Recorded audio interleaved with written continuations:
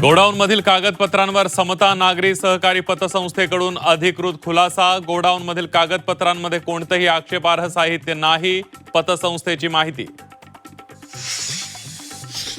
बोंधू अशोक खराच्या मालमत्तांवर ईडीची टाच. पतसंस्था आणि देवस्थान ट्रस्टच्या नावाने कोट्यावधींची उलाढाल. ईडी खरातला मुंबईत नेणार. अशोक खरातचे ठाणे कनेक्शन उघड. महापालिकेतील क्लर्क महिलेवर फिरवला लिंबू. खरात आणि निवृत्त अतिरिक्त आयुक्त महेश आहेर विरोधात गुन्हा.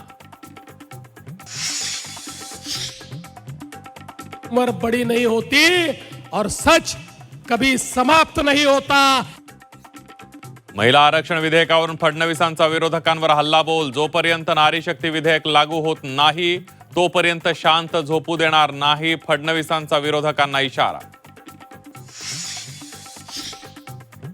डिलिमिटेशन बिलाचे सूत्रधार अमित शाह होते. खासदार संजय राऊत यांचा मोठा दावा.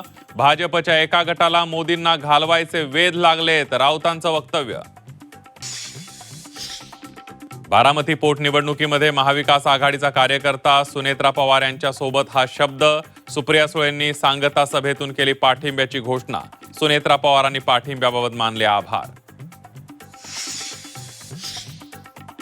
मी महायुतीच्या व्यासपीठावर जाणार नाही, सुप्रिया सुळेंचं जाण्याचं कारण देखील भावनिक, रोहित पवारांचं विधान.